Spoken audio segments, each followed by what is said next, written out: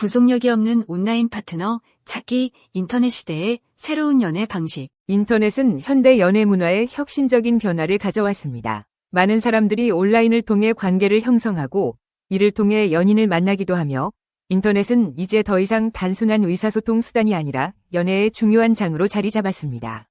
그러나 인터넷을 통한 만남은 단순히 빠르고 가벼운 만남을 제공하는 것만은 아닙니다. 실제로 온라인에서의 관계 형성은 복잡하고 신중한 과정이며 여기에는 구속력이 없는 만남의 장점과 함께 신중함이 요구됩니다. 많은 사람들이 인터넷을 통해 만나는 관계는 쉽고 빠르게 이루어질 것이라고 생각할 수 있습니다. 그러나 현실은 그렇지 않습니다. 인터넷상의 관계 형성은 오히려 단계적이고 체계적으로 진행되며 각 단계마다 긴장과 기대가 교차하는 과정을 거치게 됩니다. 초기에는 채팅이나 이메일과 같은 문자 기반의 만남으로 시작합니다. 여기서 사람들은 자신의 매력을 텍스트로 표현하며 상대방의 반응을 조심스럽게 기다리게 됩니다. 이후의 단계는 사진 교환과 전화 통화로 이어지는데 이러한 과정에서 시각적, 청각적 요소가 추가되면서 관계는 조금 더 개인적인 영역으로 들어갑니다. 그러나 각 단계마다 발생하는 작은 장애물이나 거절은 관계의 향방을 결정짓는 중요한 요소가 됩니다.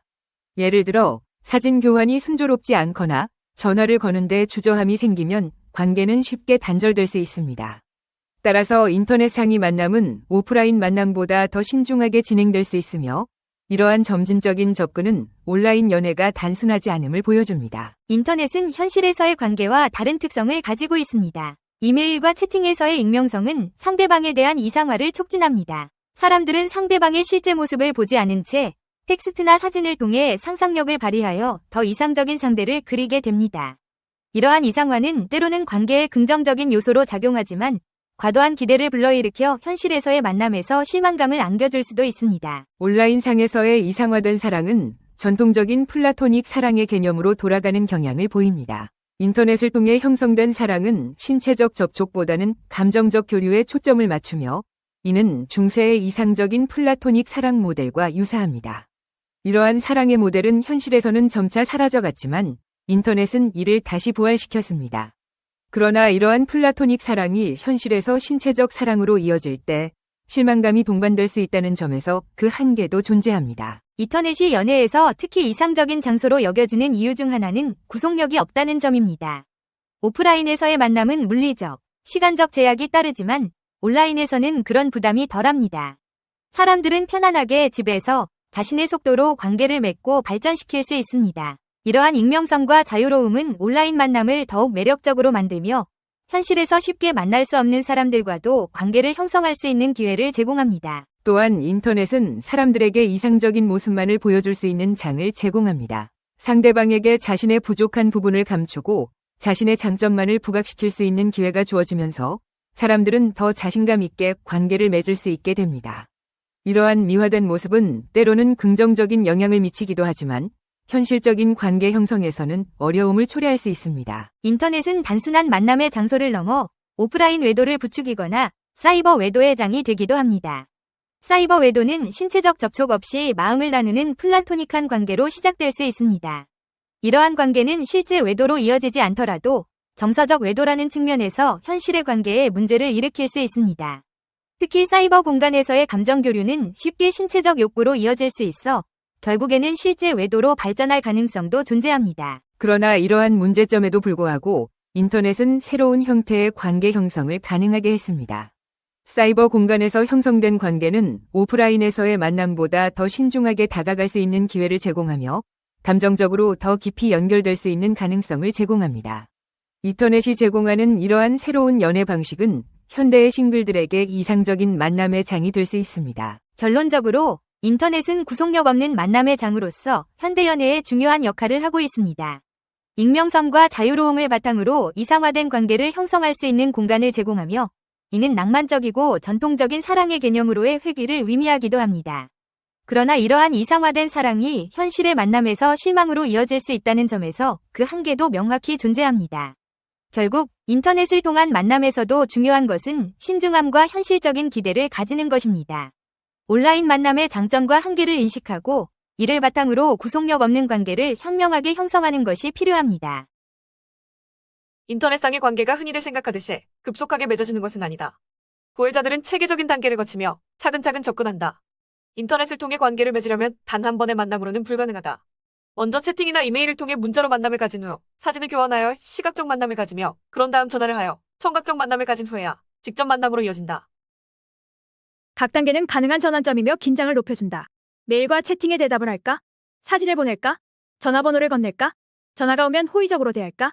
각각의 장애물이 관계를 굳건하게 만들 수도 있지만 단 한 번의 거절이나 실망이 순식간에 관계를 종식시킬 수도 있다. 이런 점진적 접근은 인터넷상의 연인들이 생각보다 신중하게 처신한다는 사실을 말해준다. 어쩌면 오프라인 세계에서보다 더 머뭇거린다고 볼 수도 있다. 가상 공간에서도 사랑은 동경이며 그 동경은 날로 강렬해지다가 결국 충족되거나 이내 실망으로 끝나기 마련이다. 인터넷은 사람들의 관계에 지속성을 부여한다. 개인이나 연인의 홈페이지는 러브스토리와 사진의 기록장이며 온라인 일기는 개인의 사랑과 일상을 남기는 장소다. 이렇게 자신의 러브스토리를 추억으로 남기고 사적인 사랑의 코드를 기록하여 공개할 수 있는 기능 덕분에 인터넷은 현대의 소설로 자리 잡았다. 그 옛날 사랑의 코드가 책의 형태로 사랑하는 연인들 사이에 전파되었다면 오늘날은 누구나 온라인상에서 나름의 러브스토리를 연출할 수 있다. 인터넷은 오프라인상의 외도를 부추기는데 그치지 않고 사이버 외도의 장이 되기도 한다. 수수하게 온라인상으로 맺어지는 관계, 즉 몸을 나누지는 않지만 마음을 나누는 플라토닉한 온라인 외도가 탄생한 것이다. 물론 대부분의 경우에는 실생활에서 섹스가 사랑으로 변하는 속도만큼 사이버 사랑은 신체 접촉에 대한 욕구를 강하게 일깨우고 따라서 실제 외도의 비율을 높이는 식으로 진행된다. 하지만 이런 문제점들에도 불구하고 인터넷은 가상세계와 현실세계의 새로운 결합을 만들어내며 이는 사랑의 관계에 득이 될 수 있다.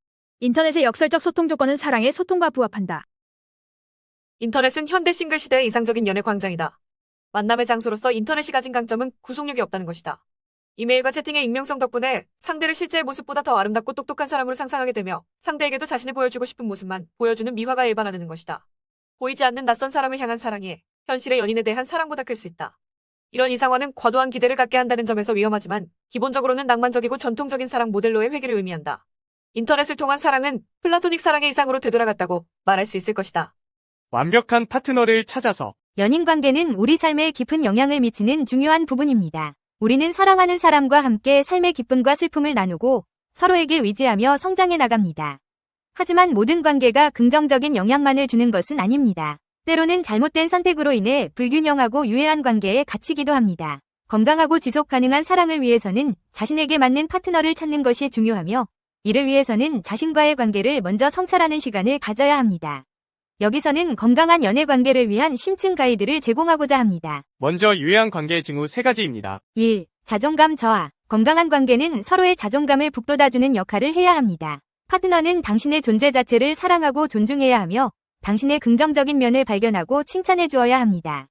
만약 파트너가 당신을 지속적으로 비하하거나 당신의 의견을 무시하고 당신의 노력을 깎아내린다면 이는 당신의 자존감을 심각하게 훼손할 수 있습니다. 이러한 관계는 당신의 정신건강에 악영향을 미칠 수 있으므로 심각하게 재고해 볼 필요가 있습니다. 2. 비난과 비판의 연속. 누구나 실수를 할 수 있습니다. 중요한 것은 실수를 인정하고 서로에게 용서를 구하며 함께 성장해 나가는 것입니다. 하지만 파트너가 끊임없이 당신을 비난하고 비판한다면 이는 건강한 관계의 모습이 아닙니다. 비난과 비판은 상대방을 방어적으로 만들고 진솔한 소통을 어렵게 합니다. 이는 결국 감정적인 소진과 관계의 악화로 이어질 수 있습니다. 3. 불안과 초조함. 사랑은 안정감과 행복을 가져다 주어야 합니다. 만약 파트너와 함께 있을 때 불안하거나 초조함을 자주 느낀다면 이는 관계에 문제가 있음을 시사합니다. 파트너의 행동이나 말 때문에 불안감을 느끼거나 미래에 대한 불확실성 때문에 초조함을 느낀다면 이는 관계의 안정성을 위협하는 요소입니다. 건강한 관계는 서로에게 편안함과 안정감을 제공해야 합니다. 그리고 성공적인 사랑을 위한 파트너 선택 기준 3가지입니다. 1. 자립성. 건강한 관계는 서로의 자립성을 존중하는 바탕 위에 세워져야 합니다. 파트너는 당신의 삶을 통제하려 하거나 지나치게 의존적인 관계를 형성하려 해서는 안 됩니다. 각자의 삶을 존중하면서 서로를 지지하고 격려하는 것이 중요합니다. 또한 파트너는 당신의 성장을 돕고 함께 발전해 나갈 수 있는 사람이어야 합니다. 2. 상호 존중과 의사소통. 존중은 모든 관계의 기본이며 의사소통은 그 존중을 표현하는 방식입니다. 파트너는 당신의 의견을 경청하고 존중하며 당신의 감정을 이해하려 노력해야 합니다. 또한 당신 역시 파트너의 의견과 감정을 존중하고 배려해야 합니다. 솔직하고 개방적인 의사소통은 갈등을 예방하고 건강한 관계를 유지하는 데 필수적입니다. 3. 변화와 성장의 가능성. 삶은 끊임없이 변화하고 우리 역시 성장하고 발전해야 합니다. 파트너는 당신의 변화와 성장을 지지하고 함께 나아갈 수 있는 사람이어야 합니다. 새로운 경험에 대한 개방성과 함께 배우고 성장하려는 의지를 가진 파트너는 관계를 더욱 풍부하고 만족스럽게 만들어줍니다. 자신의 가치를 믿고 현명한 선택을 하세요. 자신의 가치관과 신념에 맞는 파트너를 찾는 것은 중요합니다. 타인의 기대나 사회적 압력에 휘둘리지 않고 자신의 진정한 행복을 위해 선택하는 것이 중요합니다.